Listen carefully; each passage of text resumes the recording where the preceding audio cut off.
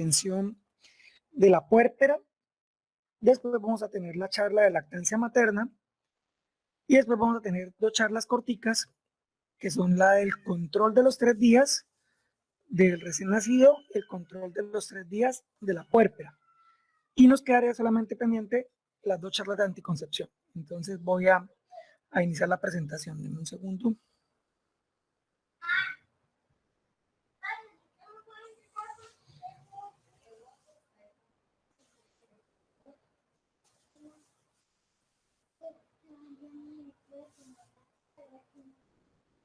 ¿Me verifican si se ve la presentación? Sí, sí, señor. Muy bien, arrancamos. Ok, entonces ya vimos todo lo que es natal, he dicho, y con la atención de las 3 principales de emergencia. Doctor, se escucha bastante interesante. Bien, regálenme un segundo.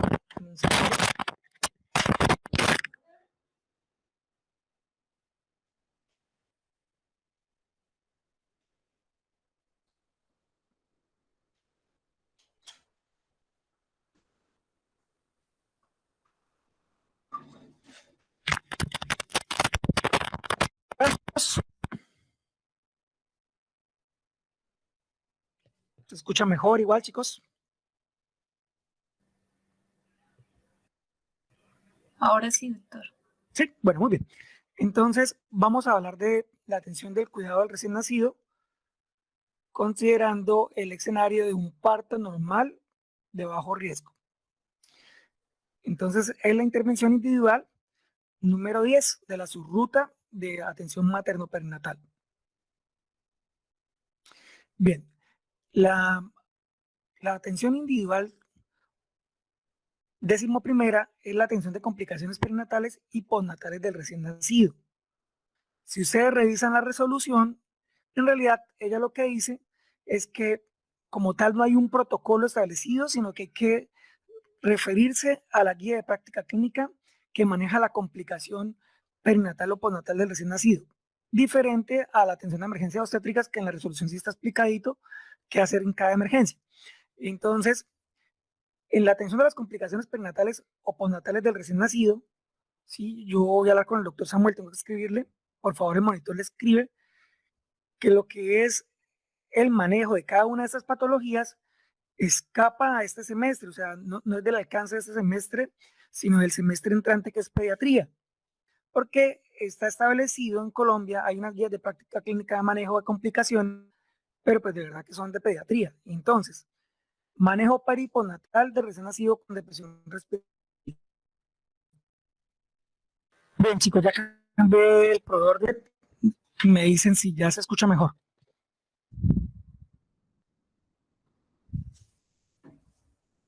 Sí, señor.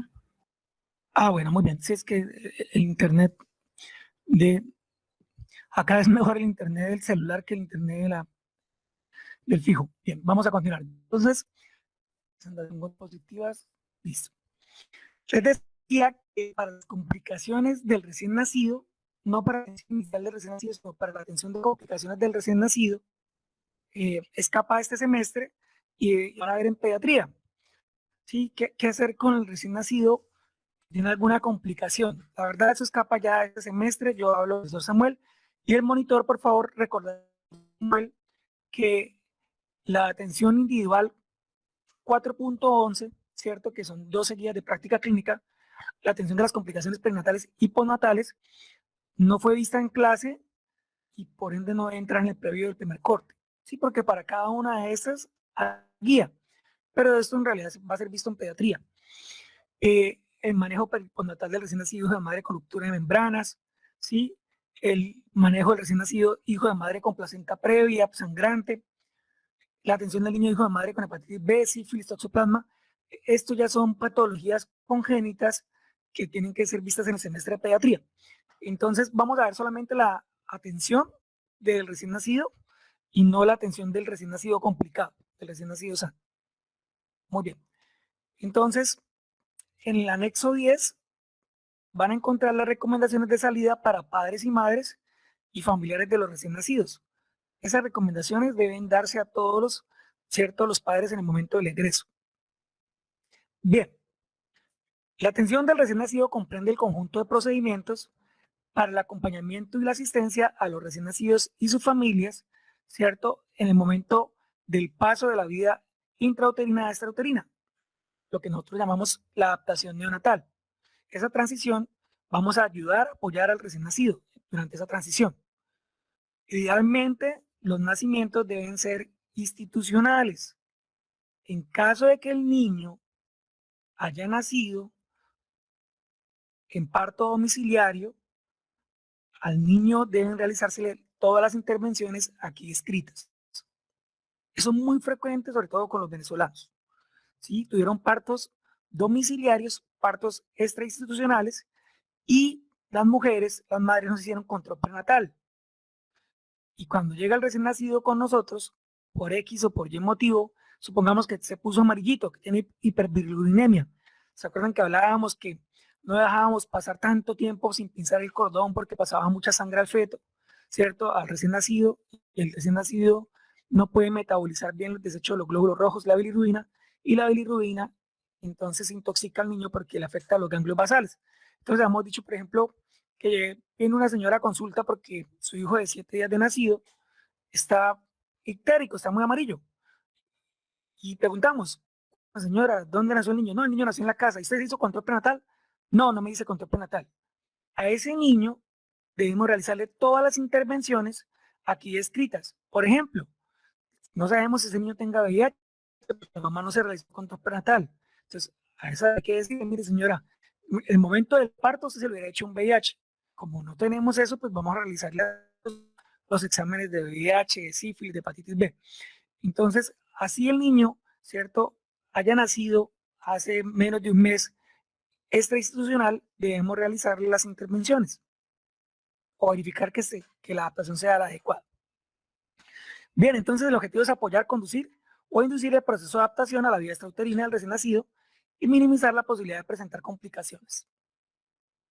El talento humano, pues lo ideal es que lo realice siempre entonces un médico que tenga preparación en reanimación neonatal.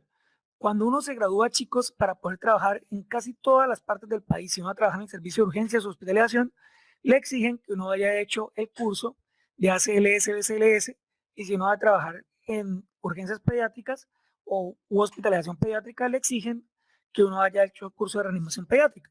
Son cursos que no son tan caros y aprenden muchísimo sobre reanimación neonatal. ¿Sí? Entonces, la resolución dice que idealmente, pues la gente esté certificada. Ahora, si usted se gradúa y va a ser rural y todavía no se ha hecho el curso, pues igual lo puede hacer. O sea, la resolución no obliga a que tenga el curso. Dice idealmente que todo el mundo tenga el curso, que hoy en día tiene una duración de un año, es una validez de un año. Entonces, por el bien de los niños, las personas que trabajan en urgencias, pues deberían tener entonces certificación en reanimación neonatal. Bien, ¿qué incluye entonces la atención del recién nacido? Primero, la parte preventiva, el enfoque antenatal de riesgo, saber a qué nos vamos a enfrentar, que la persona se haya hecho un control prenatal para que uno sepa a qué se va a enfrentar. Si durante el control prenatal nosotros sabemos, ¿sí?, que la madre, por ejemplo, presentó diabetes gestacional, pues podemos esperar que ese niño sufra hipoglicemias.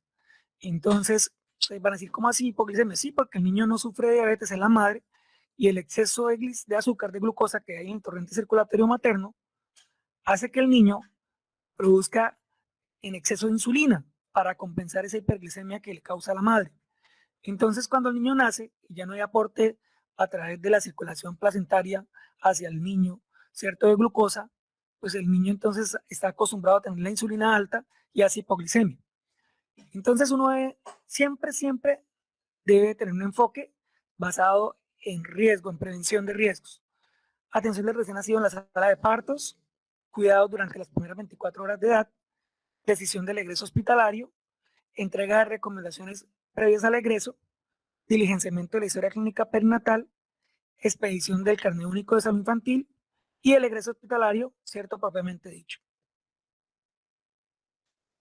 Enfoque anticipatorio. Entonces hay que anticiparse. Miren, por ejemplo, en esta ecografía de detalle anatómico que se dieron cuenta que el niño venía con un defecto, ¿cierto? Venía con labio hendido. Por supuesto que ese niño no debería nacer, ¿cierto?, en un primer nivel de atención, en un sitio de bajo riesgo, que no cuenta con pediatra. ese niño debe nacer en un sitio donde se cuente con pediatra y una unidad de cuidado intensivo neonatal. Entonces, por eso es tan importante el control prenatal, también para anticiparse en el momento del nacimiento, qué cuidados especiales va a tener entonces el recién nacido. Si necesitamos unidad de cuidado intensivo neonatal, si necesitamos un neonatólogo. Entonces, lo primero que todo siempre es pensar preventivo, ¿sí? Así sea que la señora llegó en la semana 38 al primer control con usted y usted diga, no, ya para qué, ya no vamos a hacer nada. ¿Cómo que no? Vamos a hacer todos los exámenes, que tenemos una ventana, una semana para podernos anticipar. ¿Listo? Entonces siempre pensar en anticiparse. La paciente llegó a su consulta a la semana 38, no trae ningún control prenatal. Pidamos todos los exámenes, ¿cierto? Y digámosle que ella no puede tener parto en el primer nivel, sino en un segundo nivel de atención, mientras miramos si se pueden realizar todas las pruebas. Hay mujeres que alcanzan a realizarse todas las pruebas en una semana. Le hace uno la ecografía, así sea tardía, verifica que el niño aparentemente está bien. Todas las pruebas infecciosas, la prueba de hemoglobina, ¿cierto? Uno hace la prueba de orina, todo sale bien y dice, señora, se puso al día, así sea tarde, pero se puso al día, ¿sí?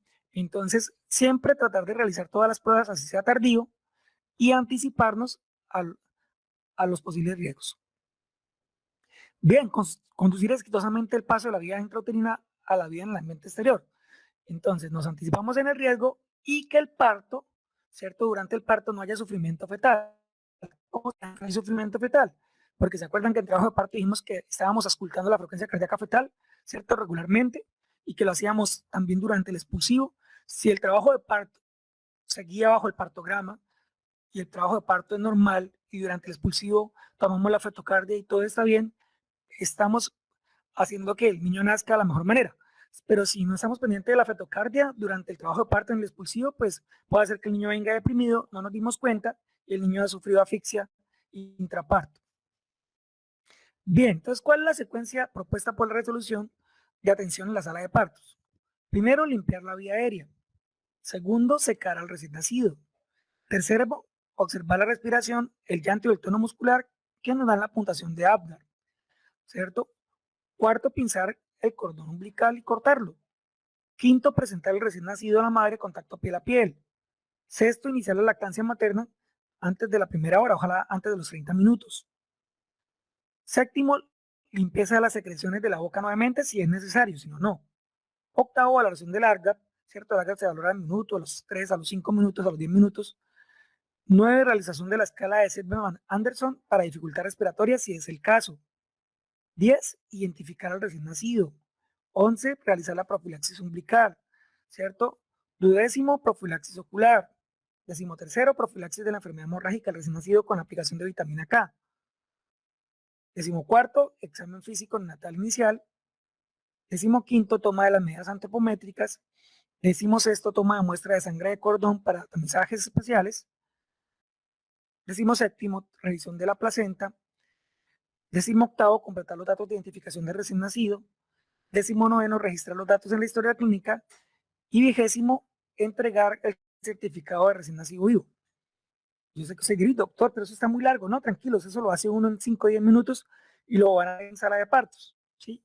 Y esta secuencia que está propuesta por la resolución se cumple exactamente igual, se van a dar cuenta. Bien, limpieza de las vías aéreas. Entonces, no vamos a realizar, ¿cierto? Succión con aspiradores a menos de que haya alguna indicación precisa, por ejemplo, como la presencia de meconio, como la presencia de sangre o pus, ¿sí? O que el niño esté deprimido respiratoriamente. De lo contrario, solamente vamos a limpiar con un pañito, ¿cierto? Las secreciones de la boca y de las fosas nasales. Y créanme que a veces el niño sale tan rápido que a uno no le da tiempo, ¿sí? Si acaso uno con la compresa que tiene en la mano para detener la expulsión de la cabeza fetal, lo que dijimos de proteger el periné, que la cabeza salga lentamente y protegemos entonces el periné con la mano derecha. Uno con la compresa que tiene en la mano izquierda, uno se la pasa al niño por la cara y le limpia las secreciones. Ya si el niño, ¿cierto? Como en la foto que vemos acá, presenta entonces secreción compatible con meconio, ¿cierto? Que el niño hizo deposición dentro del útero, o si hay sangre o pus, pues hay que hacer una limpieza entonces mecánica. Bien, secado al recién nacido, entonces los recién nacidos son muy susceptibles a la hipotermia, inmediatamente el niño sale, lo ideal es colocarlo encima del abdomen materno y realizarle entonces un secado, ¿cierto? Con unas compresas ojalá calientes a temperatura de 38-39 grados, secarlo, frotarlo, estimularlo, ¿sí? La verdad, no, pues no es como ustedes creen, como antes que les pegaban la nalgada a niños para que llorara, ¿sí? Yo atendí muchos partos y todos los niños lloraron, de hecho algunos nunca lloraron y estaban bien. Entonces, simplemente con frotarlos durante el momento en el que uno los está secando, los niños se estimulan y ellos se ponen rosaditos, empiezan a respirar y se ponen rosaditos sin necesidad de golpearlos ni darles nalgadas como la gente cree. Bien, entonces el paso siguiente, ¿cierto? Una vez el niño está en el abdomen de la madre y lo secamos, pues verificar entonces sus constantes vitales y realizar entonces la evaluación de Apgar. Vamos a revisar entonces, ¿cierto? El color de la piel debe estar rosado. Vamos a revisar la frecuencia cardíaca que debe ser superior a 100. Vamos a revisar la frecuencia respiratoria que debe ser superior a 30, ¿cierto? Vamos a revisar entonces del chiquitico si tiene buen tono, si está hipotónico, si está activo. Muy bien. Ya sabiendo que el niño está bien, ¿cierto? Y han pasado solamente, ¿qué? 1 o 2 minutos, pues vamos a realizar el pinzamiento y el corte del cordón umbilical. Y ese pinzamiento y corte del cordón umbilical, pues ya sabemos que depende de las patologías obstétricas, si va a ser entonces pinzamiento habitual a los 2 o 3 minutos cuando el cordón deja de pulsar, ¿sí? O si va a ser entonces precoz o si va a ser tardío. ¿Listo? Ya lo hemos visto, entonces habitual, inmediato, precoz o diferido, dependiendo de las condiciones maternas. Bien, entonces ya pinzamos el cordón, ya lo cortamos, ¿cierto? El niño está seco, ya sabemos que tiene las constantes vitales normales, pues ahora entonces se lo presentamos a la madre, ¿sí? Para que inmediatamente entonces se realice el vínculo afectivo y ojalá pues esté el padre, ¿cierto? Del recién nacido también.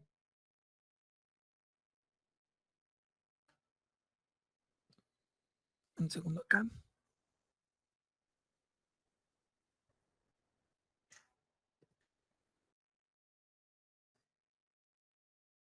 Pasó.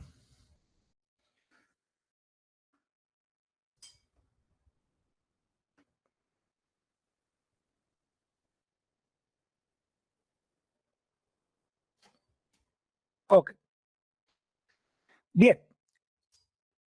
Presentar entonces el recién nacido a los padres, ¿sí? Y se recomienda pues iniciar la lactancia materna en la primera hora, ojalá la primera media hora, y si el niño se encuentra sano y la madre se encuentra sana, no deberían ser separados en los primeros 60 minutos. En la primera hora no deberían ser separados. Bien, la evaluación del Apgar. La doctora Virginia Apgar era una anestesióloga que desarrolló una escala para saber qué niños necesitaban reanimación especial y qué niños no necesitaban ninguna reanimación especial en el momento del nacimiento. Entonces la doctora Virginia Apgar clasificó, ¿sí? Dependiendo de los siguientes 5 criterios. 1, el color de la piel. 2, el pulso. 3, la respuesta a estímulos. 4, el tono muscular y 5, la respiración. Si todo está muy mal, para cada ítem damos 0 puntos. Y si todo está muy bien, si el niño está rosado, si tiene más de 100 latidos por minuto, si el niño tiene respuesta a estímulos, si tiene movimientos activos, si tiene buena respiración, llanto fuerte, pues vamos a asignarle 2 puntos. Entonces al sumar nos daría 10 puntos, ¿sí? Si el niño tiene más de 7, el niño está súper bien, simplemente necesita que lo ayudemos, que lo sigamos conduciendo, no necesita ningún manejo adicional, ¿sí? Entonces la adaptación neonatal se apoya si el Apgar es de 7 o más, simplemente apoyamos. Se conduce, ¿cierto? Como decirlo, llevamos entonces eh, a la fuerza a adaptarse si está entre 5 o 7, ¿cierto? Se conduce. Pero si definitivamente está por debajo de 4 hay que reanimarlo. O sea, se induce que el niño entonces se adapte a la vía extrauterina. Y esto se debe realizar al minuto. Entonces al minuto, créanme que uno lo hace, ya lo tiene uno de memoria hecho. O sea, inmediatamente uno coloca al niño en el vientre materno, uno ya sabe si ese niño viene con buen tono, uno ya sabe de qué color viene, ¿cierto? Uno inmediatamente saca al niño, uno ya más o menos tiene idea de qué Apgar tiene el niño antes del minuto. Muy bien. Entonces, si uno en un primer nivel atiende un parto y el niño tiene un AGAP, ¿cierto? De menos de 7, pues uno debe considerar avisar entonces a la persona encargada de hacer la referencia y decirle, mire, tengo un niño que nació con un Asger menor de 7, voy a conducirlo, ¿sí? A ver si él sale solito, y si definitivamente no sale solito, ténganme lista la ambulancia, ¿listo? Si definitivamente un niño a los 5 minutos persiste con un Asger menor de 7, ese niño puede ser que esté comprometido y necesita ser visto por una unidad de cuidado intensivo neonatal. Entonces, chicos, acuérdense, Asger mayor de 7, ese niño está sano. Asger menor de 7, ese niño, si persiste así en los 5 minutos siguientes, necesita ser visto por un nivel mayor de complejidad. Y los Apgar, ¿cierto? Menores de 3, pues son niños severamente deprimidos que necesitan reanimación inmediata. La escala de Silverman-Anderson es para valorar si hay dificultad respiratoria y se puede realizar a los 10 minutos del nacimiento. Hay algunas condiciones que se asocian a dificultad respiratoria, por ejemplo, los partos por cesárea a veces se asocian a que el niño presente una taquimia transitoria, porque el niño no sufre la compresión a nivel del canal del parto y se dice que entonces no hay la expresión del líquido que está a nivel pulmonar. Entonces, cuando el niño nace por parto vaginal, al pasar por el canal del parto, digámoslo así, el niño se exprime y entonces libera el líquido que tiene a nivel pulmonar. Cuando nace por cesárea no sucede ese proceso. Entonces, uno debe verificar, ¿cierto?, cuál es entonces el estado respiratorio del niño a los 10 minutos mediante la escala de Silverman-Anderson. Y lo mismo, entonces ella nos da 0 puntos cuando todo está bien y nos da 2 puntos en cada criterio cuando está muy comprometido. Los criterios son aleteo nasal, quejido respiratorio, tiraje intercostal, retracción external y sucesión toracoabdominal. Si el niño entonces está en 0 puntos, no tiene ningún tipo de dificultad respiratoria, entre uno tiene dificultad leve, se puede manejar todavía ambulatoriamente una atención de primer nivel, y ya niños por encima de 4 a 6 puntos necesariamente tienen que ser vistos por un especialista y tienen que ser remitidos a un nivel de mayor complejidad. Entonces, tranquilos que en pediatría todos tenemos que aprender, y yo aprendí en pediatría, todos tenemos que aprender a reanimar niños, ¿cierto? Y a intubar niños si es el caso. Tranquilos que todos aprenden, chicos. Yo también fui estudiante. Identificación del recién nacido. Ya una vez verificamos que el niño está bien, ya hemos cortado el cordón, ya lo presentamos con la madre, ya tomamos entonces el Asgar del minuto, los 5 minutos, no hubo necesidad de tomar escala de Silverman-Anderson porque el niño está bien, ¿cierto? Está con la madre, identificamos al recién nacido y la recomendación es que ojalá sea por códigos, ¿cierto? Legibles por dispositivos electrónicos, no una manilla que cualquier persona pueda llenar porque alguien la puede falsificar, sino códigos electrónicos de stickers, ¿cierto?, que se corresponden entonces el de la madre y el del hijo mediante un lector de código barras, como vemos acá. Entonces acá hay unos códigos que se corresponden el de la madre con el hijo, con código de barras, ¿cierto? Que pues son difíciles de copiar y que al darle la salida lo pasan por un lector digital. Esto sería lo ideal, ¿sí? No las manillas, porque las manillas las puede falsificar cualquier persona y podrían entonces eventualmente, ¿cierto?, secuestrar al recién nacido.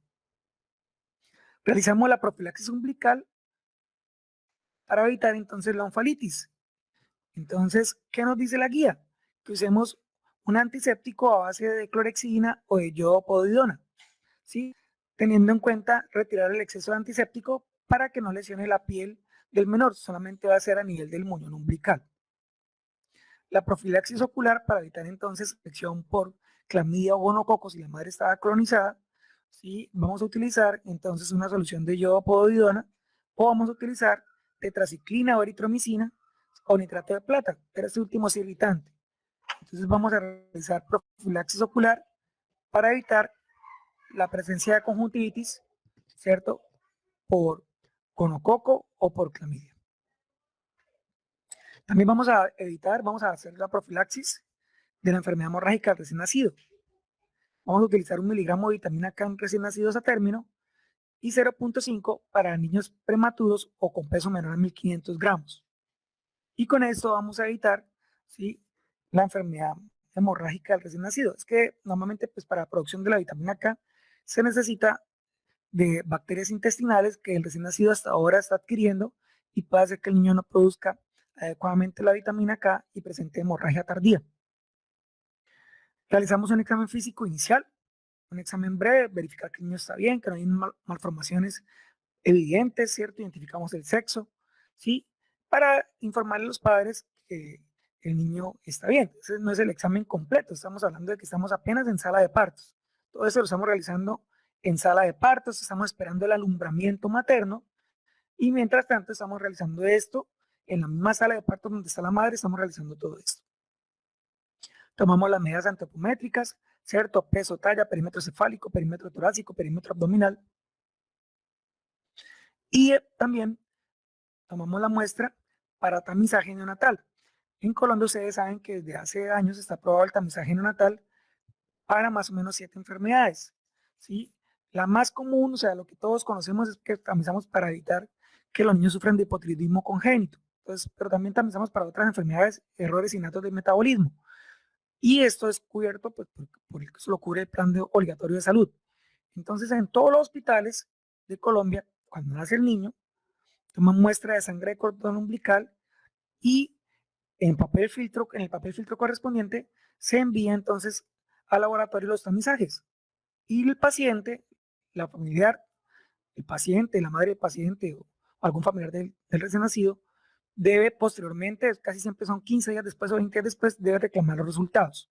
¿Sí? En el caso nuestro, por ejemplo, cuando los pacientes van con nosotros, les decimos, por favor, acuérdese que tiene que reclamar los resultados del tamizaje neonatal. Entonces, debemos tomar entonces en este momento el tamizaje neonatal. También vamos a completar pues, los datos de identificación del recién nacido, confirmar que todo esté registrado antes de la separación del binomio madre-hijo. Registramos en la historia todos los datos completos y expedimos el certificado del recién nacido vivo, ¿cierto? Sin este documento no se puede dar de alta.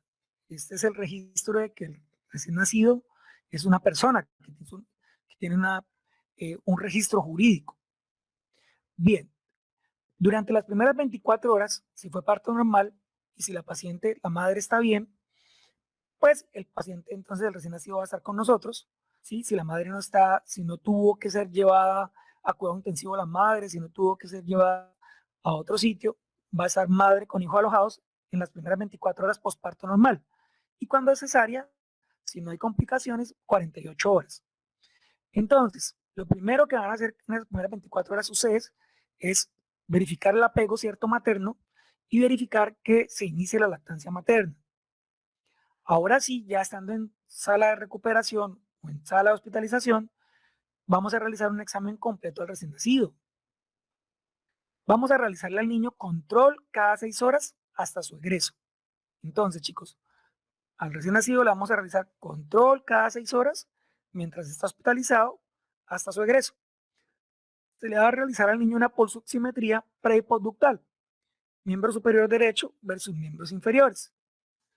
Si la saturación en general es menor del 90%, hay alerta, o si hay una diferencia mayor de 3 puntos porcentuales de la saturación del miembro superior derecho respecto a los miembros inferiores. Eso nos haría pensar entonces en algún tipo de cardiopatía. Revisar resultados de exámenes paraclínicos tomados, ¿sí? Por ejemplo, la hemoclasificación.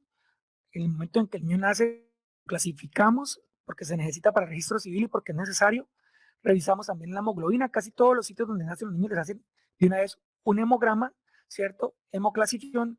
Y en muchos sitios, si no tenía resultados de exámenes recientes de VIH y sífilis, al niño también se le toma VIH y sífilis. Vacunar, si el niño no tiene ninguna indicación, si no está inmunosuprimido, si tiene un peso normal, el niño puede ser vacunado según el esquema del plan de inmunizaciones de Colombia, que incluye la aplicación de la vacuna BCG, el bacilo de Calmet, ¿cierto? Para tuberculosis, para evitar la tuberculosis pulmonar, y también la vacunación para evitar la hepatitis B. Realizamos el tamizaje visual, ¿sí? Inicialmente con técnicas semiológicas, revisamos que haya reflejo del ojo rojo, que no haya nada que se interponga entre la luz y la retina, ¿cierto? Que el cristalino sea transparente, que el tamaño de los ojos sea normal, que haya reflejo fotomotor y consensuado, ¿sí? Realizamos también tamizaje auditivo. Acá sí se recomienda pues, que por lo menos haya autoemisiones acústicas, ¿cierto? Que es la respuesta auditiva al tallo encefálico automatizada. Entonces, verificar que haya autoemisiones, ¿cierto? Eso se utiliza un aparatico que se hace ambulatorio, se hace en el sitio del hospital, lo hace el fonoaudiólogo, y ese se confirma posteriormente con los potenciales evocados auditivos, ¿sí? Que es un examen más complejo. Realizar tamizaje bioquímico natal o programar el tamizaje que les digo para las 7 enfermedades de errores innatos del metabolismo. Suplementar con hierro elemental 1 miligramo por kilogramo día a todos aquellos recién nacidos, hijos de madres que presentaron alimentación subóptima. Entonces, una madre desnutrida que no consumió micronutrientes durante el embarazo, a ese recién nacido, ¿sí? Tenemos que suplementarlo con hierro elemental a dosis de 1 miligramo por kilogramo día de hierro elemental. Entonces, el hierro elemental está en el POS, viene como sulfato ferroso. Acuérdense que el sulfato ferroso tiene 20% de hierro elemental, viene por 25, creo que es 25 mililitros el gotero, vienen 20 gotas por cada mililitro, se me olvidó ahorita exactamente la cantidad de hierro por gota, calculamos y hay que decirle a la madre que como ella no tiene reservas de hierro, pues no le pasó hierro al recién nacido y que la lactancia materna, pues ella no tiene reservas de hierro, tampoco le va a pasar hierro a través de la lactancia materna. Entonces, esa madre debe darle hierro elemental a su hijo durante los primeros 6 meses de vida. Entonces, también hay que registrar eso en la historia, que se envió el hierro. Educar a los padres sobre temas concernientes a la salud y el cuidado del menor, entregar el certificado de recién nacido vivo, orientar acerca de cómo es la expedición del registro civil, ¿cierto? Y remitir al recién nacido, pues en caso de que se requiera. Egreso hospitalario. Entonces, ¿cuándo autorizamos el egreso hospitalario del recién nacido? Cuando se cumpla con lo siguiente. Al niño se le realizaron todas las intervenciones de sala de partos, ¿cierto? Está identificado, se tomó su Apgar, tiene profilaxis umbilical, ¿cierto? Tiene profilaxis oftálmica, ¿cierto? Entonces, el niño tiene un examen físico inicial normal. Muy bien.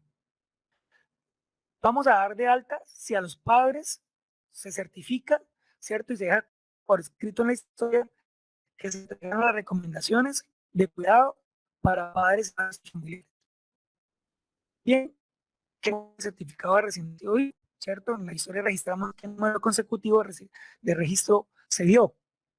Diligenciamos el resto de la historia clínica CLAP. Entonces, el carnet magno tiene la parte de control prenatal. El carnet magno tiene una parte para el parto y una parte para el puerperio y el recién nacido. Entonces, vamos a diligenciarla. Ya sabemos que ese es un resumen de todo lo concerniente con la gestación, parto y puerperio respecto al recién nacido. Bien, verificamos que las citas o los mensajes neonatales, ¿cierto?, fueron tomados o las citas están programadas. Y también verificamos que la señora sabe, entiende y tiene programada, si se puede, la cita de control del tercero al quinto día para ella, cita de control del recién nacido del tercero al quinto día. Cuando se cumplan con estas 6 condiciones, podemos dar egreso.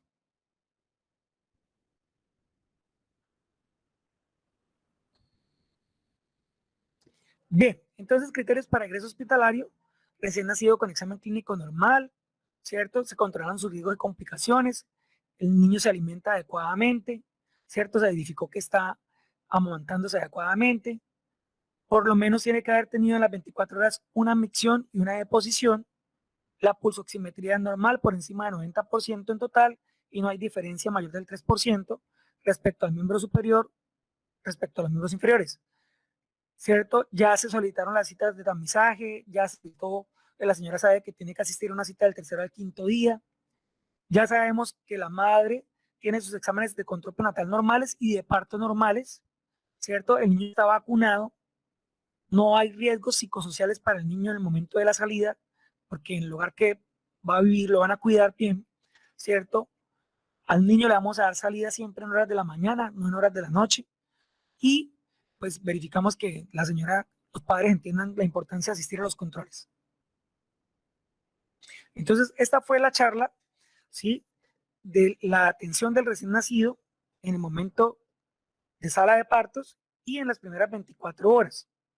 Muy bien, vamos a pasar a la charla de cuál es el control de la puérpera, porque miren que primero, ¿cierto?, atendemos al recién nacido porque después de que él nace, esperamos más o menos 30 minutos a una hora para que suceda el alumbramiento, para que la mujer expulse la placenta.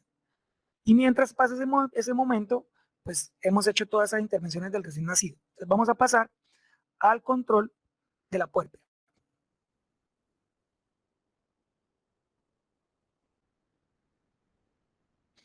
¿Me confirman, chicos, que se ve la presentación de atención de puerperio? Sí, señor, sí se está viendo. Muy bien, entonces, bueno, ya hemos visto entonces ayer cómo atendíamos el parto y cómo atendíamos las complicaciones obstétricas.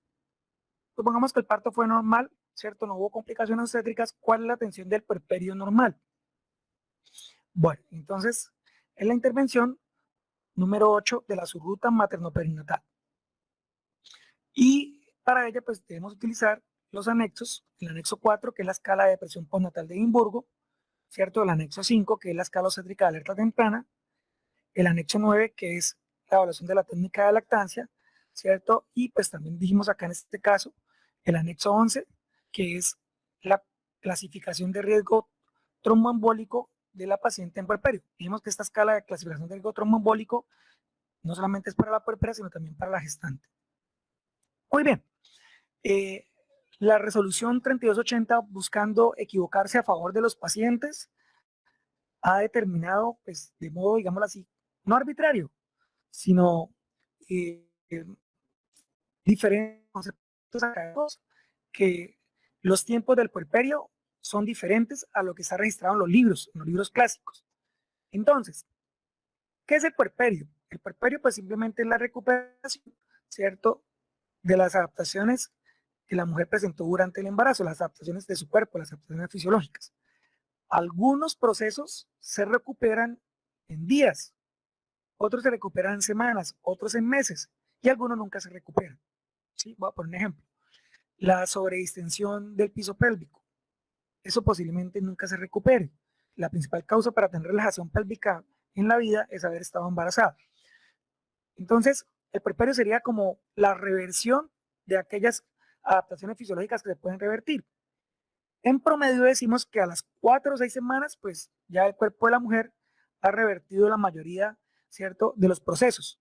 Sin embargo, pues cada quien tiene su tiempo, algunas mujeres se tardan más, otras se tardan menos, ¿sí? Y hay algunos procesos que no se revierten. Entonces, puerperio inmediato. Vamos a definir puerperio inmediato como el periodo postparto.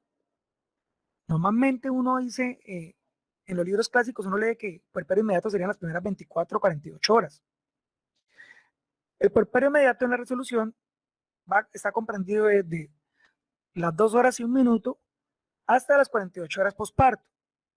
Normalmente en los libros de texto nos dicen que el puerperio inmediato es la primera semana. Y el puerperio tardío para resolución 3280 se comprende si desde la primera semana postparto hasta las 4 o 6 semanas postparto. Acá sería puerperio tardío desde las 48 horas. Entonces, chicos, para la resolución puerperio inmediato son las primeras 2 horas y puerperio inmediato hasta las primeras 48 horas. Después es puerperio tardío. Bien, ¿por qué lo hizo la resolución así? Para darle la importancia al puerperio inmediato, ¿sí?, en el manejo de las complicaciones. Así como uno dice que las primeras 4 horas son las 4 horas doradas de trauma, las primeras 2 horas son las 2 horas doradas de puerperio. Es cuando más se sufre hemorragias.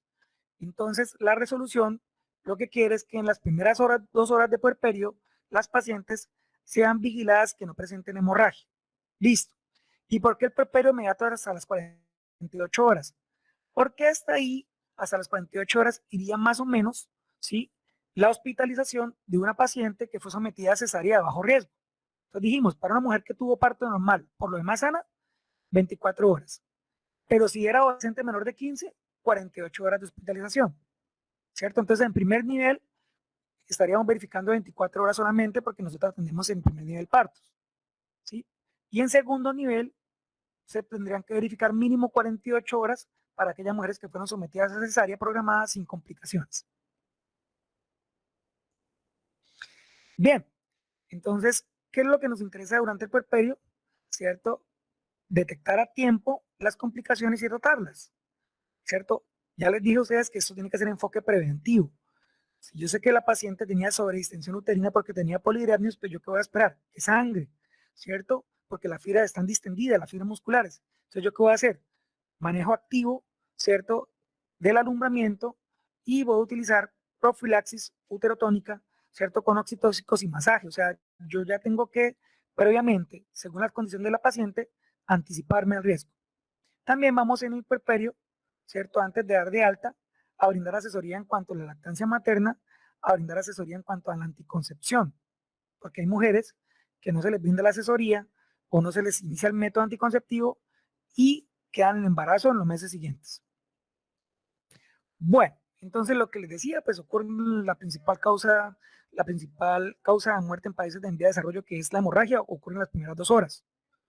Y pues eso es lo que más le interesa a la resolución, que evitemos, o sea, las muertes evitables por hemorragia.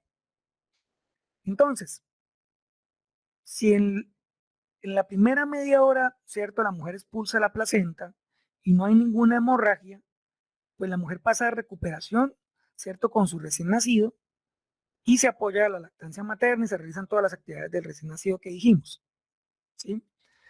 Si la mujer presenta alguna alteración, la manejamos en sala de partos. En sala de partos debe estar el kit de emergencia obstétrica y deben estar disponibles ciertos líquidos endovenosos, calentador de líquidos, calentador de mantas, etc. Durante el puerperio inmediato, ¿sí?, vamos a vigilar y controlar la involución uterina y el aspecto de los lóquios, el aspecto de los desechos del sitio del lecho placentario. Vamos a detectar tempranamente en ese puerperio inmediato, en las primeras 48 horas, complicaciones. Entonces hay que verificar que no haya hemorragia, que no haya fiebre, ¿cierto?, que no haya complicaciones entonces de tipo infeccioso o que tampoco la paciente presente alguna complicación de tipo entonces tromboembólico. Vamos a favorecer la deambulación temprana precisamente para evitar los problemas tromboembólicos. Vamos a alimentar oportunamente a la madre, ¿sí? Y pues en esas 48 horas le vamos a hablar de la lactancia materna y de los controles pertinentes, que son el control de la madre entre el tercero y quinto día y el control del recién nacido entre el tercero y quinto día. Bien, debemos monitorizar de manera frecuente la temperatura de la madre, la presión arterial, el ritmo cardíaco, la frecuencia respiratoria, su perfusión y el estado de conciencia. Entonces, durante las 2 primeras horas debemos hacer control cada 15 minutos. Durante las 2 primeras horas se debe hacer seguimiento de los signos vitales de la madre cada 15 minutos. Mire que acá no es por horas como dijimos cuando recién nacido sano. A la madre en las primeras 2 horas, que es lo que consideramos el puerperio inmediato en la resolución, le vamos a realizar, ¿cierto?, medición de signos vitales cada 15 minutos. Y las enfermeras se molestan. Mi madre fue auxiliar de enfermería. Y no sé si alguno de ustedes fue auxiliar de enfermería. Y se molestan con el médico. Y uno le dice, mire, señorita, usted ya sabe que por la resolución, por obligaciones, eso es obligatorio. Hay que hacerle control cada 15 minutos y lo miran a uno feo. Y hay que decirle, no, mire, pero esto es por el bien de todos. O sea, doctor, ¿usted cree que yo tengo tiempo? Pues, pero ¿qué estamos haciendo? O sea, de eso se trata ser profesional de la salud. Entonces, cada 15 minutos por las primeras 2 horas. Y pues vamos a diligencia prana. Bien. Es obligatorio que en las primeras 2 horas, por lo menos una vez, sea vista la paciente por el médico y que registre una historia clínica. Entonces, atendí el parto, ¿sí?, atendí el alumbramiento, listo. La mujer quedó en puerperio, listo. Yo hice mi nota de parto, ¿cómo está, señora? Bien, y me fui. Y la enfermera está tomando signos cada 15 minutos. Pero durante esas primeras 2 horas debe quedar registrado que el médico, antes de que se cumplieran 2 horas, verificó el estado de la paciente, ¿cierto? Y dejó registro en la historia clínica. Si la paciente presenta fiebre, definida como temperatura mayor de 38 horas, después de las primeras 24 horas posparto, entonces debemos descartar, ¿cierto?, complicaciones infecciosas o complicaciones no infecciosas reproductivas. Entonces, ¿por qué digo que después de las primeras 24 horas? Porque en las primeras 24 horas posparto, casi siempre, cuando ocurre la bajada de la leche, ¿sí?, el inicio de la secreción láctea, los senos se congestionan y la mujer presenta hipertermia, presenta temperatura de 37,5, 38, pero eso solamente es por 24 horas, es transitorio. Entonces decimos acá que fiebre de más de 38 después de 24 horas de posparto debe ser estudiada, ¿cierto?, como una causa infecciosa o una complicación del puerperio. Bien, vamos a realizar tamizaje para la depresión posparto en todas las pacientes y dependiendo del riesgo, pues van a ser remitidas a psiquiatría urgentemente o a psiquiatría y psicología ambulatoriamente. Entonces, vamos a utilizar la escala de tamizaje de depresión de Edimburgo. La escala tiene 10 preguntas. la clasificación entonces va de 0, 1, 2 y 3 puntos. Si la paciente tiene más de 10 puntos, esa paciente lo más probable es que está deprimida y debe ser vista por psicología y psiquiatría. ¿Sí? Puede ser vista al día siguiente o se solicita la valoración inmediata, pero supongamos que estamos en el puesto de salud, no es psicólogo. Bueno, puede ser vista al día siguiente y le vamos a advertir a los familiares que esa paciente no puede estar sola. Pero si la paciente, dentro de la escala de Edimburgo, nos contesta positivo cualquier ítem de la pregunta 10, esa paciente no se puede dejar ir hasta que no sea vista por un psiquiatra o sea remitida para que la vea un psiquiatra porque tiene riesgo de suicidio. Entonces la pregunta 10 dice, ¿se me ha ocurrido la idea de hacerme daño? Sí, bastante a menudo, a veces casi nunca o nunca. Si ella nos marca un punto casi nunca, a veces dos, o nos marca sí bastante a menudo 3 puntos, independientemente de que las otras preguntas marquen 0, ¿cierto? Con esos 3 puntos, o con esos 2 puntos, o con ese punto positivo de hacerme daño, la paciente se queda hospitalizada hasta que la vea el psiquiatra o sea referida a que la vea un psiquiatra. Bien, en toda paciente en puerperio inmediato se debe revelar el riesgo de presentar eventos tromboembólicos, ya lo hemos dicho.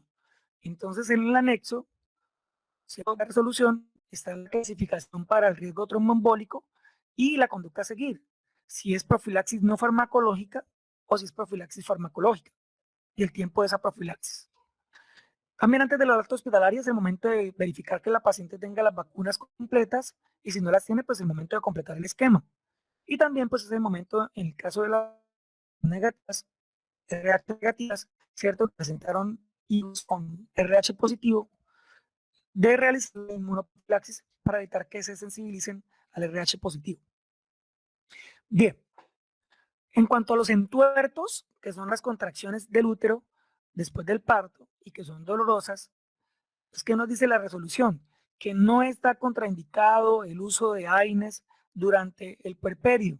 Entonces uno ve que las mujeres, ¿sí? Yo no sé de dónde sacan eso los médicos, si están embarazadas o si están en puerperio son como extraterrestres, no pueden tomar ningún medicamento. Sí, yo sé que hay una regla que dice que no es más. Cólico, ¿cierto? Posparto, ya descartamos que tenga coágulos, ya descartamos que tenga entonces restos placentarios, ya descartamos que tenga entonces una infección, tiene un cólico por la contracción del útero, pues se le puede dar ibuprofeno sin problema.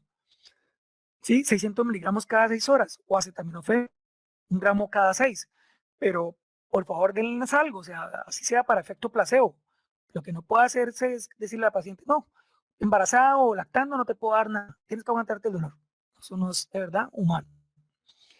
Retención urinaria, ¿sí? Sobre todo en mujeres que utilizaron anestesia peridural, pues hay que esperar a que tengan por lo menos una micción espontánea antes de darles entonces salida, ¿cierto? Si no se produce la primera micción 6 horas posteriores al parto, pues tenemos que hacer alguna intervención o realizar un cateterismo. Bien, antes del alta debemos informar a la puérpera los signos de alarma que obligan a reconsultar.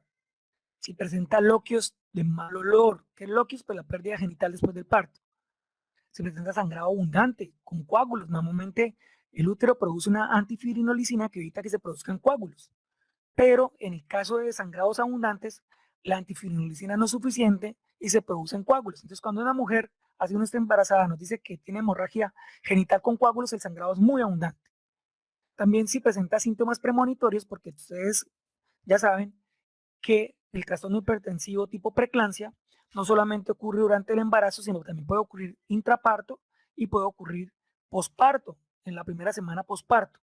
Entonces hay que decirle, si durante la primera semana posparto presentas síntomas compatibles con preeclampsia, debes consultar a urgencias para tomarte la tensión arterial, ¿cierto? Si presenta fiebre mayor de 38 después de las primeras 24 horas posparto, debes estar, ¿cierto? Presenta algún síntoma de alarma, ¿cierto? Problemas entonces en la herida de episiotomía si se le realizó, si presenta, por ejemplo, induración de los senos, eritema de los senos, ¿cierto? Si presenta cambios del estado de ánimo muy depresivo o si presenta dolores inferiores, puede tener una trombosis venosa profunda, debe consultar. Bueno, hay que informar sobre lactancia materna, cuidados del recién nacido, la importancia entonces de los vínculos afectivos, de reiniciar la actividad física, de tener un adecuado sueño y una adecuada alimentación. Antes del alta, todas las mujeres, y por escrito, ¿cierto? Todas deben elegir el método anticonceptivo que van a utilizar. Y lo ideal pues es que sea un método efectivo, porque una mujer que acaba de tener un hijo no debería quedar embarazada nuevamente. Mínimo tiene que esperar 18 meses. Entonces, si la mujer quisiera esterilizarse inmediatamente posparto, pues debería ser el trámite. La resolución lo dice, no se puede omitir ningún método, incluyendo los métodos quirúrgicos definitivos. Si la paciente deseaba esterilizarse posparto, pues uno hace como médico el trámite del control prenatal y la EPS debe asignarle el sitio para que ella asista posparto y se esterilice. Cuando veamos la clase de anticoncepción, un criterio para considerar que es con certeza que alguien posiblemente no esté embarazado es que esté en los siguientes 21 días posparto. Entonces, antes de 21 días posparto no ocurre la ovulación en mujeres que no están lactando.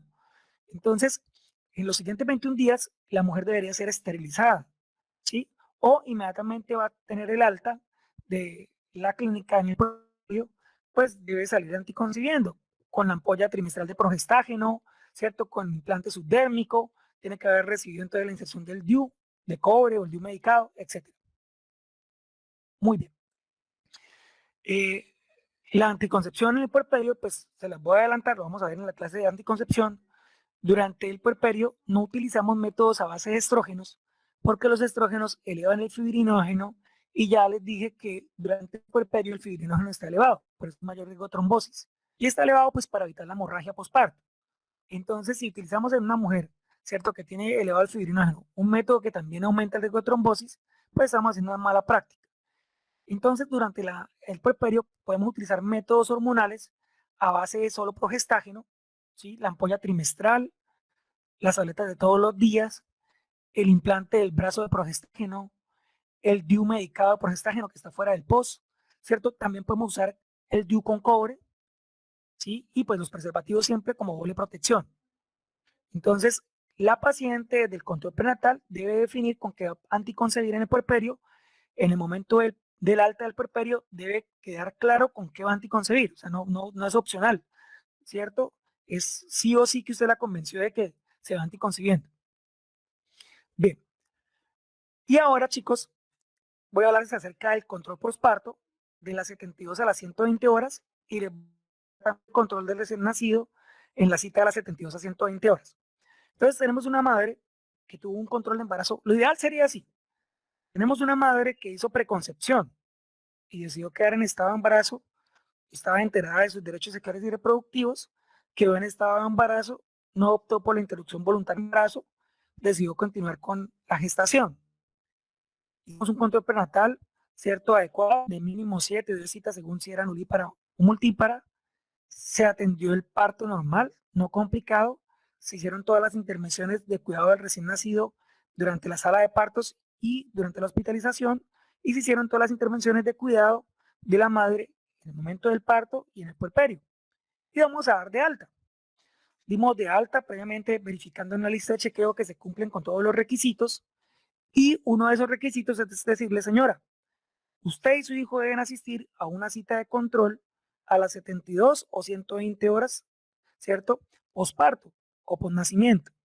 Sí, doctor, ya la tengo asignada. Donde yo estaba en control prenatal, me dijeron, así les decimos nosotros donde yo trabajo, que inmediatamente tuviera el parto, enviar a mi esposo a solicitar la cita. Y mi esposo ya la solicitó, ¿sí? Entonces, una vez nace el niño, ya el esposo sabe, yo, inmediatamente nazca, señor, por favor llame porque la agenda no está abierta, disponible tiempo completo. Entonces, por favor llame para que no se quede sin la oportunidad de ser vista entre las 72 y 120 horas. Listo. Lo ideal es que sea vista en el sitio donde la atendieron el parto, ¿no? Porque pues, el que atendió el parto debería cumplir con la responsabilidad de verificar cómo fue su proceso. Pero normalmente, pues nosotros en los puestos de salud somos los que vemos los controles posparto de los partos del hospital u otras entidades de segundo nivel. Listo. Entonces, cuando llega la paciente ese control posparto, pues ¿qué verificamos? Primero, el estado de ánimo y el bienestar emocional. Definitivamente que no haya depresión posparto y que la paciente tenga apego emocional, ¿cierto? A su recién nacido y que uno vea que la dinámica familiar es la adecuada. Ahora, hay familias monoparentales, hay familias donde solamente está la madre y el recién nacido. Bueno, verificar esos vínculos y verificar el estado emocional materno. Cuando tengamos la clase conmigo de control de puerperio en rotación práctica, vamos a verificar entonces para cada uno de estos ítems ¿cierto? ¿Qué importancia tiene y cómo debe ser la verificación? Entonces yo les voy a hablar acerca de depresión postparto y les voy a decir que ocurre en el 1% de las puérperas y que la psicosis postparto ocurre en 1 de cada 1000 puérperas y que las pacientes que tienen antecedentes entonces de problemas mentales o de vulnerabilidad psicosocial o adolescentes tienen más riesgo de presentarlas. Y les vamos a decir cuál es el tratamiento. Pero por ahora, la resolución no nos habla de, listo, la depresión postparto se trata así. No, la resolución dice, identifique la depresión postparto y pues remítala. Ya en clase conmigo les digo qué vamos a hacer cuando encontremos a una paciente con depresión. Listo, indagar y fortalecer el cuidado del recién nacido y la lactancia materna exclusiva, indagar e informar sobre la sexualidad en el posparto, indagar intención reproductiva y recomendar embarazo en un periodo de no menos de 18 meses, hacer el seguimiento en esa consulta del tercero al quinto día, hacer el seguimiento al manejo anticonceptivo, indagar sobre el sueño, verificar las cicatrices de la cesárea o episiotomía si fue el caso, ajustar el manejo de enfermedades crónicas. Entonces, en la consulta de los 72 a 120 horas, si la paciente, por ejemplo, en preconcepción ella era hipertensa y tomaba losartán, durante el embarazo el especialista le cambió el losartán, que es teratogénico, a alfametildopa. Listo. Y viene la consulta de las 72 a 120 horas y dice, bueno, doctor, ya nació mi hijo, sigo con alfametildopa, vuelvo a losartán. Entonces, volvemos a losartán. Entonces ajustamos el manejo de las enfermedades crónicas que cambió durante la gestación. Verificamos la vacunación de la madre, verificamos en ella entonces que no haya signos de anemia posparto, que no haya signos de preeclampsia posparto, ¿cierto? Y volvemos a dar indicaciones de signos de alarma de cuándo reconsultar por complicaciones del puerperio. Entonces, esto sería el control posparto de las 72 a 120 horas, ¿sí? Entonces ya vimos qué se hace entonces con la puérpera en las primeras 2 horas, en las primeras 48 horas y qué busca o qué se busca en la consulta de las 72 a 120 horas. Ahora vamos a revisar, ¿cierto? ¿Cuál es la consulta, cómo debe realizarse la consulta del control del recién nacido entre las 72 y 120 horas? Entonces, regálame acá un segundito. Bien, simultáneamente, normalmente no las ve el mismo médico en algunas entidades, pero simultáneamente el día que viene la paciente a control de puerperio del tercero al quinto día, trae a su recién nacido. Lo que pasa es que a veces en algunas entidades se cuenta con pediatra y el pediatra ve al recién nacido y el médico general ve a la puérpera. Sí, el pediatra no ve a la puérpera. Entonces, pero la cita debería ser simultánea. Bien, ¿qué nos interesa en esa consulta del tercero al quinto día? Entonces, verificamos, ¿cierto? Que para que a ese niño, ¿cierto? Se realizaron todas las intervenciones de la atención del parto. Ya les dije, si el niño viene de parto domiciliario, pues hay que llevarlo a urgencias y hay que realizarle todas las intervenciones, ¿cierto? Hay que llevarlo a urgencias y decir, miren, este niño viene a la consulta del tercer día de nacido, nació en casa, no le hicieron profilaxis oftálmica, no le hicieron profilaxis umbilical, no le aplicaron vitamina K, no le hicieron la vacunación. Entonces se lleva a urgencias y se inician todas esas intervenciones. Pero supongamos que al niño le hicieron todas las intervenciones en el ámbito institucional y viene a la consulta del tercero al quinto día. ¿Qué vamos a verificar? Pues ver que el niño tenga una adaptación adecuada a la vía extrauterina, que no haya síntomas, ciertos signos que nos sugieran que el niño tiene alguna complicación y verificar precisamente que el niño tiene una buena adaptación, que tiene buena alimentación, que tiene una lactancia materna adecuada y que el niño entonces está ganando peso. ¿Quién va a realizar esta consulta? La va a realizar entonces el pediatra, el médico general, ¿cierto? O el médico familiar.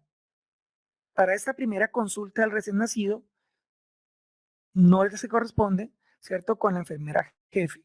Entonces, chicos, la primera consulta del recién nacido, que es al tercero al quinto día, no la realiza la jefe, la realiza el médico, el pediatra o el médico familiar.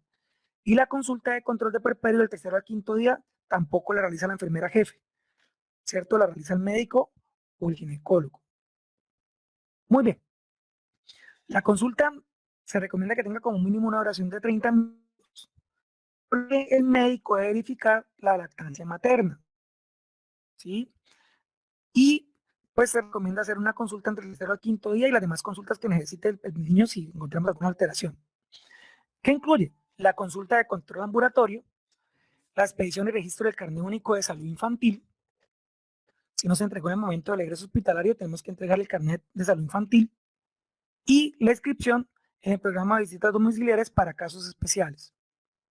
Bueno, entonces tenemos que indagar primero por todos los antecedentes del control de embarazo. ¿Cómo fue el control de embarazo, cierto? ¿Qué enfermedades sufre la madre? ¿Qué enfermedades sufre el padre? ¿Sí? Después, entonces, ¿cómo fue el parto?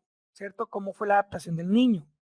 ¿Cómo fue el Apgar? ¿Sí? Todo eso está registrado en la epicrisis. Entonces la paciente debe decirse, señora, mire, cuando se va a llevar su recién nacido a la consulta del tercer al quinto día, por favor lleve esta epicrisis. En la epicrisis están los exámenes que se le tomaron a la madre y al recién nacido en el momento del parto, ¿cierto? Y el nacimiento inmediato. También hay que verificar que la paciente practica la lactancia materna exclusiva y también hay que verificar que al niño se le tomaron o tiene programadas las citas para los tamizajes auditivo, visual y tamizajes sanguíneos, ¿cierto? Para errores innatos del metabolismo. Y por último, pues hay que resolver todas las dudas en cuanto a la puericultura que tenga la madre. Todo eso, chicos, tiene que quedar por escrito, o sea, por escrito tiene que, listo, paciente que trae a su hijo, producto de embarazo normal no complicado, exámenes prenatales completos, refiere parto normal eutóxico a término, no complicado, recién nacido sano, pesó tanto, talló tanto, ¿cierto? Con ángar de tanto al minuto, con ángar de tanto a los 5 minutos, recién nacido con buena adaptación, se le realizó profilaxis oftálmica, ocular, tiene vacunación completa para la edad, BSG y hepatitis B, ¿cierto? Recién nacido que se alimenta lactancia materna exclusiva, con hábito intestinal normal, con hábito urinario normal, en el momento sin fiebre, la madre no refiere que el niño tenga entonces irritabilidad, alimentándose, no tiene ningún otro síntoma. ¿Sí? Todo eso va a quedar así por escrito, yo ya me lo sé de memoria, ¿cierto? Redactado, uno se gasta un minuto, me gasto yo redactando eso, ¿cierto? Y cuando tenemos todo eso redactado, entonces pasamos al examen físico. Verificamos entonces que el niño esté bien, ¿cierto? Volvemos a tomar la saturación, realizamos el examen físico completo, ¿sí? Verificamos que no haya problemas entonces oftálmicos, que no haya problemas entonces umbilicales, verificamos el sexo del niño, si es un varoncito que tenga todos los dos testículos, que estén descendidos, la parte cardiovascular y la parte neurológica, y entonces pues vamos a clasificar a esos niños, ¿sí? Si son de alto riesgo o bajo riesgo para padecer problemas del desarrollo. Y si son de alto riesgo, pues los remitimos correspondientemente a pediatría, a trabajo social, psicología. Y si son de bajo riesgo, ingresarían al programa de crecimiento y desarrollo que iniciaría con una nueva consulta por médico al mes de edad. Entonces, el recién nacido tiene una consulta entre el tercer y quinto día y si todo sale bien, va a tener otra consulta al mes de edad. Muy bien. También, que todavía no es obligatorio, durante el primer mes de edad, pues también van a tener una consulta que es en conjunto con la madre, que es para verificar la lactancia materna. Listo. Entonces, ¿cuáles son las recomendaciones de salida para padres y madres? ¿Cierto? Entonces, de modo general, antes de irse deben aprender a mantener de modo general la salud del bebé con una higiene corporal, ¿cierto? Explicarles que los niños duermen 18 de las 24 horas del día o 20 de las 24 horas del día, que es normal que se levanten cada 2 horas solamente a comer, ¿cierto? Que deben hacer por lo menos defecar por lo menos una vez al día, que deben por lo menos miccionar 3 veces al día, que a los niños hay que dedicarles afecto, que hay que evitar entonces los accidentes, que los niños deben, sobre todo los varones primogénitos, deben dormir, ¿cierto? Boca arriba, en decúbito supino y no en mono, para evitar el riesgo de síndrome de muerte súbita del lactante, ¿sí? También hay que hablar acerca de los beneficios de la lactancia materna, hay que hablar acerca entonces, despejar dudas sobre la lactancia materna, hay que hablar acerca de la ictericia fisiológica del recién nacido, ¿sí? Y también pues otros cuidados, cuando volver. Entonces estas recomendaciones pues, debe uno verificar que se le dieron en el momento de salida del egreso hospitalario y uno en la consulta al tercer o al quinto día vuelve y le repite. Bien, entonces continuamos en esta consulta con la suplementación con hierro. Verificamos que se está tomando el hierro, ¿cierto? Aquellos recién nacidos hijos de madre con alimentación subóptima. Verificamos que ya esté registrado, ¿cierto? Verificamos la lactancia materna y le hablamos acerca de todas las intervenciones que vienen de aquí en adelante, ¿cierto? De modo preventivo. Diligenciamos el carnet único de salud infantil, ¿sí? Y si es el caso, pues se canaliza a atención de visitas domiciliarias en el caso de que presenten problemas de lactancia, creamos que el niño corre riesgo con los padres, ¿sí? Que la madre está, por ejemplo, deprimida, etcétera. La EPS tiene que garantizar que si el médico solicitó que le hagan visita domiciliaria, se le van a realizar. Esto debe empezar a funcionar, ¿sí? Estas actividades van a empezar a funcionar a partir de enero de 2023. Entonces, con esto terminamos entonces la atención del recién nacido en el tercer y quinto día. Ya vimos la de puerperio del tercer al quinto día, ya vimos la atención del puerperio general y ya vimos la atención del recién nacido general. Vamos a descansar 5 minutos, chicos. 5 para las, ¿qué serían? 5 para las 4 vamos a iniciar con lactancia materna, es corto, es media hora. Y terminamos entonces el tema en cuanto a la parte reproductiva y nos quedaría entonces la anticoncepción.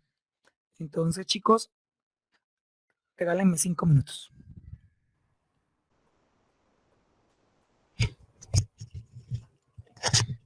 Bien, ¿me confirman si se ve la presentación, por favor? Sí, doctor. Bueno, muy bien. Entonces vamos a iniciar con la charla de lactancia materna. Del 1 al 7 de agosto se celebra en el mundo la Semana de la Lactancia Materna. No es un día, es una semana completa. Y durante esa semana, pues las instituciones amigas de la lactancia materna de la mujer y de la infancia realizan entonces campañas informativas. Bien, hace 1 o 2 décadas la molécula, ¿cierto?, más importante fue la oxitocina. Todos sabíamos que la oxitocina desde hace 50 años se sabía que estaba implicada en los procesos de parto y de lactogénesis, pero hasta ahora, hace 1 década, 2 décadas, nos empezamos a dar cuenta que la oxitocina también tiene que ver con las relaciones humanas, las relaciones interpersonales, y que la oxitocina cumplía una doble función. No solamente cumplía la función de causar contracciones en el momento del parto y de causar entonces la liberación de la leche, sino también que cumple una doble función y es modular el estado anímico y el apego de la madre respecto a su hijo. Entonces, evolutivamente, si los que creen en la evolución o los que creen en Dios, ¿cierto? Existe esta hormona no solamente para causar entonces procesos fisiológicos de parto y excreción láctea, sino también para causar entonces a nivel cerebral apego.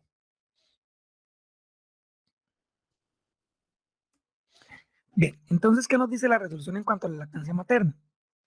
Nos dice que va a haber una atención en salud para la valoración, promoción y apoyo de la lactancia materna. ¿Sí? Por sentido común uno dice, pues todas las mujeres deberían darle seno a sus hijos, pero no, en la especie humana el sentido común no opera, ¿cierto? Entonces uno no ve ninguna otra especie que rechace su propia leche, pero uno sí ve que los seres humanos, ¿cierto?, practican algunas conductas que son antinaturales. Entonces, el mercadeo, pues, desde que exista el negocio, alguien quiere lucrarse de la ingenuidad de otros, pues el mercadeo hizo en la época del 50 y el 60 que las mujeres consideraran que era más nutritiva la leche en polvo que la lactancia materna, ¿sí? Y eso pasó de generación en generación y todavía lo vemos. De hecho, yo, por ejemplo, tengo el caso con mi hijo, que cuando cuando el niño iba creciendo después de que nació, íbamos a visitar al jefe donde trabajaba mi esposa, y el jefe decía, ay, este chino ya habla claro, este chino ya se mueve bastante. ¿Qué leche le dan? Yo así, ¿cómo así que qué leche le dan? ¿Cierto? Dijo, sí, cuénteme, ¿cuál es el secreto? ¿Qué leche cara le compran? No le damos solo lactancia materna. Decía, no, digan la verdad, ustedes le dan alguna cosa, un suplemento para el desarrollo cerebral. Y era un señor que era un señor gerente de una empresa gigante colombiana, y el tipo, a pesar de que movía miles de millones de pesos, todavía tenía la creencia de que el desarrollo cerebral se lo daba al niño de la leche artificial. Bien, entonces acá como está, estoy con mi esposa, listo, nos casamos y nació Salomón, ¿sí? Y acá está Salomón recibiendo lactancia en la primera hora de vida, y acá está recién nacido. Y practicamos la lactancia materna, entonces puedo dar fe que sí se cumplió con la práctica de la lactancia materna exclusiva. Y era exclusiva. Mi esposa acá se pone brava cuando presento esta foto y dice, ¿cómo me presenta ahí con la boca abierta? Si íbamos de viaje en el carro, lactancia materna, ¿cierto? Y el niño estuvo hospitalizado por eh, una infección gingival, por una erupción dental, y también entonces lactancia materna. Y se cumplió con la lactancia materna exclusiva los primeros 6 meses de vida y complementaria hasta los 2 años de edad. Bueno, entonces, pues, ¿cuál es el objetivo? Valorar y promover la lactancia materna exclusiva, asegurando un adecuado inicio, ¿cierto? Y un mantenimiento de la misma. ¿Qué población es la población sujeto? Niñas y niños, ¿cierto? Y sus madres entre los 8 y 30 días de nacidos, ¿cierto? Y según criterio profesional, niños y niñas entre el primero y sexto mes de nacidos. Como les decía al principio, esta consulta todavía no es obligatoria a partir del 1 de enero de 2023. Entonces, los niños, ¿cierto? Y sus madres deberían asistir a la cita del tercero al quinto día y deberemos verificar la lactancia materna. Pero adicional a esto, entre el octavo y el día 30 deben asistir nuevamente para verificar la lactancia materna y los niños deben asistir al mes de edad para el inicio de control de crecimiento y desarrollo del mes de edad. Entonces mire que al recién nacido lo vamos a ver por lo menos al neonato 3 veces, entre el tercero y el quinto día, entre el día 8 al 30 y el 9 al 30. ¿Listo? Y a la puérpera la vamos a ver 2 veces, entre el tercero y el quinto día y entre el día octavo al 30. Pero si por algún motivo la paciente no asistió a la consulta entre el octavo día al 30, la ley nos permite que hagamos esa consulta también entre el primero y sexto mes. Bueno, el talento humano, según la resolución 3280 inicial, era solamente facultados médicos, enfermeras profesionales y nutricionistas. Pero para la reforma de la resolución 3280 que ocurrió en el 2019, se permite que también lo haga un auxiliar de enfermería entrenado. ¿Sí? Entonces, como que las empresas de EPS hicieron lobby, no sé. Dijeron, no podemos gastar recursos de un médico hablando de lactancia materna. Entonces se permitió también que entonces un auxiliar de enfermería lo pueda realizar. Bueno, pues sobra hablar de los beneficios de la lactancia materna, que son beneficios no solamente para el recién nacido, no solamente para la madre, no solamente para la familia, sino también para la sociedad en conjunto, ¿cierto? Estamos hechos para recibir lactancia materna, tenemos reflejo de succión desde la semana 34. Entonces, es imposible que las madres digan, no, es que el niño no quiere comer, o sea, es imposible, ¿cierto? Que ella tenga otras creencias es diferente. Por eso es tan importante que durante el control prenatal, ¿cierto? Afirmemos que la lactancia materna exclusiva es lo único que el niño necesita y también que las mujeres asistan al curso de preparación de padres y madres. Y es importantísimo que en el momento del parto y del puerperio, pues verifiquemos que la señora, ¿cierto?, cree en la lactancia materna exclusiva y la practica. Entonces aporta 100% de las necesidades calóricas para todos los niños menores de 6 meses y el 50% entre los 6 meses y los 12 meses y el 33% entre los 12 y los 24 meses. Para mujeres muy pobres, pues se les permite que continúen la lactancia materna, ¿cierto? Más allá del año, porque la lactancia materna exclusiva sería los primeros 6 meses. De los 6 meses hasta los 12 meses sería complementaria a la dieta. Ahora, en todos los libros de pediatría del mundo se reconoce que un niño de 1 año debe comer la misma dieta de los padres, solo que en porciones más pequeñas. Entonces se supone que un niño de 1 año se alimenta 5 o 6 veces con pequeñas porciones, pero de dieta completa, ¿sí? Y sin embargo recibe lactancia materna. Pero miren que después del año, pues el aporte energético es del 33%. Pero supongamos que usted es una migrante venezolana y que no le va a dar comida a su hijo. Pues por supuesto que lo que tiene que ofrecer es lactancia materna, pues es lo único que tiene. Bien, disminuye la incidencia de maltrato infantil. Ya saben que la oxitocina produce alteración en el comportamiento y produce apego. También disminuye la incidencia de sobrepeso y obesidad futuras y mejora el coeficiente intelectual de aquellos niños alimentados con lactancia materna respecto a los no alimentados con lactancia materna con fórmula. Para la madre reduce el riesgo de cáncer de mama y ovario. Es un método anticonceptivo natural en mujeres muy pobres, mujeres que de pronto no tienen servicios de salud. Pues la lactancia materna exclusiva las protege por lo menos durante los siguientes 3 a 4 meses posparto y favorece la pérdida de peso. Para la familia, pues el niño va a estar más sano, ¿cierto? No vamos a gastar en leche artificial, ¿sí? Y favorece el vínculo afectivo. Y para la sociedad, pues nos evita costos por maltrato y nos evita costos por desnutrición y nos evita costos por enfermedad. Bueno, ustedes dirán, bueno, pero todo eso lo sabe todo el mundo. Pues no, pues no. En 2010 se hizo una encuesta, ¿sí? Y en Colombia 100 niños que nacían, solamente 56 iniciaban lactancia materna en la primera hora. Y eso que el 95% de los niños nacieron en el ambiente hospitalario. Para el 2015 ya íbamos en 72%. Entonces la idea es llegar pues al 100%. La meta de la OMS era el 70%, ya la pasamos como colombianos.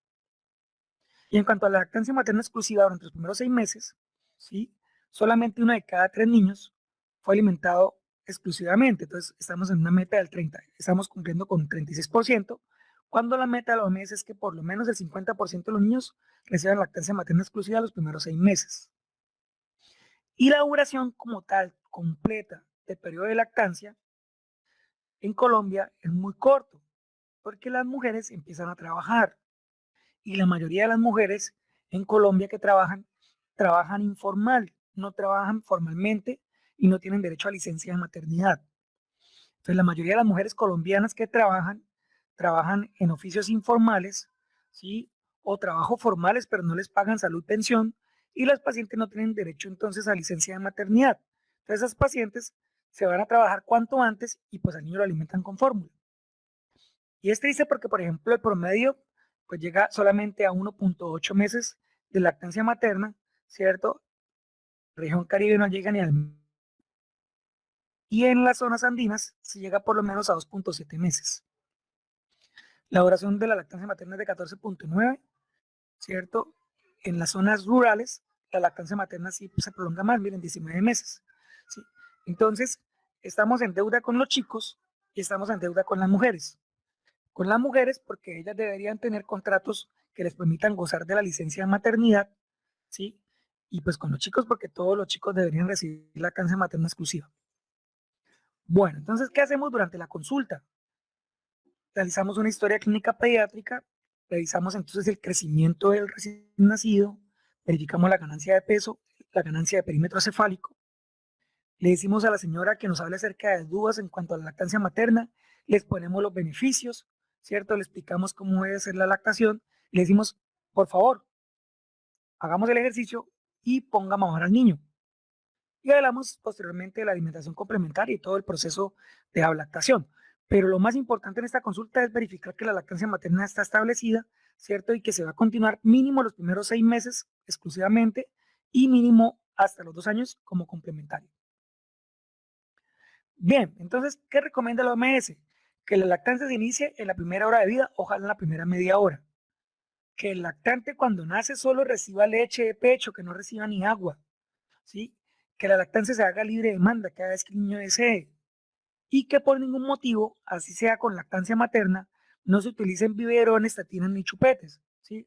Es que, doctor, es que mi pezón no es el ideal, entonces que me voy a poner una pezonera. No, eso causa confusión de pezón y después el niño no recibe el pezón natural. Entonces, hay que decirle a la paciente, o sea, esas pezoneras no existían antes y todos los niños recibieron lactancia materna. Entonces, existen 10 pasos para la lactancia materna eficaz. Uno, que las IPS dispongan de una política institucional y que todo el personal de salud lo conozca. Que todo el personal esté capacitado en cuanto a lactancia materna. Que todas las embarazadas fueron advertidas de los beneficios de la lactancia materna, ¿sí? Y que durante el momento del parto fueron entonces los niños se colocaron a mamar antes de la media hora o 1 hora de posparto. No dar a los niños sino solamente lactancia materna, no dar ni siquiera agua, ¿cierto? Que los niños se queden en conjunto con la madre para tener entonces lactancia materna exclusiva a las 24 horas del día en la hospitalización, que el niño reciba lactancia materna, ¿cierto? A libre demanda y que no haya, ¿cierto? En, en las instituciones propaganda alusiva a la lactancia artificial. Bueno, cuando estén conmigo en clase de lactancia materna, vamos a verificar entonces 100 respuestas a preguntas y dudas que hay sobre la lactancia materna y son preguntas que se resuelven a través de una página del Ministerio de Salud. Entonces eso lo van a tener conmigo en clase, van a tener esa exposición. Bien, entonces cuando uno verifica la lactancia materna, a uno le interesa que el niño tenga un buen agarre. ¿Y cuáles son los signos de buen agarre? Nariz que toca el seno, boca bien abierta, uno dice que boca de pescado, labios vertidos hacia afuera, mentón que toca el seno, mejillas infladas, ¿cierto? De leche y bebé que succiona el pecho y hace esfuerzos, los niños sudan, ¿sí? Eso conlleva esfuerzo, ¿sí? Si se dan cuenta, en este niño que tiene acá el pezón como si fuera un pitillo, pues eso no va a conllevar una buena lactancia materna y le va a causar fisuras y grietas a la mujer en el pezón que posiblemente le causen dolor o una infección. Entonces, claves en la posición de amamantamiento, ¿cierto? Uno dice que debe haber contacto de barriga con barriga, ¿cierto? Abdomen con abdomen, y que la cabeza no debe estar girada, que es lo que vemos acá, ¿cierto? Entonces el bebé está en contacto con el cuerpo de la madre, la cabeza no está girada, ¿sí? Y la madre sostiene al niño, ¿cierto? A lo largo de su espalda. Bueno, si la mujer pues no practica una adecuada técnica de lactancia materna, puede presentar fisuras del pezón, ¿cierto? Puede presentar mastitis y en algunas mujeres se desarrollan galactoceles, que son obstrucciones de los conductos lactíferos y se produce un remanso de leche que se ve como una masa palpable, ¿cierto? Y en la ecografía como una masa de contenido líquido, ¿listo? La frecuencia de presentar esto es frecuente, o sea, la frecuencia de la grieta del pezón es 100%, todas las mujeres van a tener grietas del pezón. Ya la mastitis es solamente el 10%, y el galactocele es solamente por ahí un 1%. La frecuencia de presentar cáncer de mama durante el embarazo es de 1 por cada 10.000 embarazos, ¿sí? No es tan frecuente porque son mujeres jóvenes. Por último, existe una página, ¿sí? Es gratuita, de acceso gratuito, que se llama iLactancia. Y uno en esta página escribe cualquier medicamento y uno verifica si es compatible o no con la lactancia.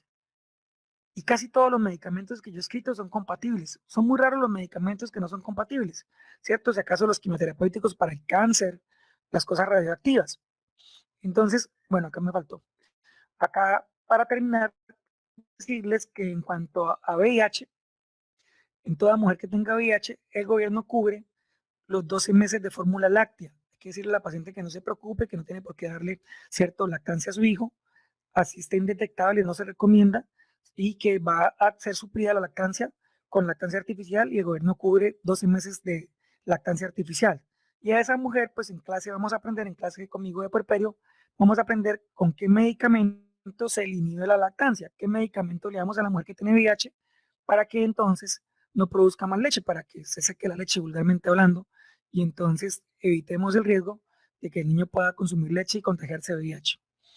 Bien, chicos, con esto hemos dado pues fin a todo lo que tiene que ver con la eh, ruta de atención perinatal. Yo sé que es mucho, nos queda hasta el próximo lunes para el previo para leer, pero a principio se trata de leer de pronto como, digámoslo así, para aprender de memoria, pero poco a poco a lo largo que han tenido las otras clases magistrales, van a ir entonces entendiendo la resolución y como les decía, el desconocimiento de la ley no le exime a uno la responsabilidad.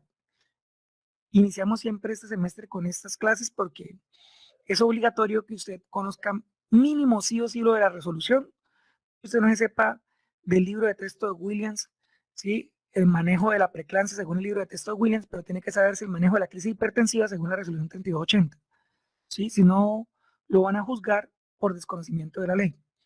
Entonces, iniciamos el semestre diciéndoles que en Colombia es tan importante el cuidado reproductivo que tiene una subruta específica obligatorio cumplimiento que todo profesional de la salud debe cumplir y que no puede desconocer.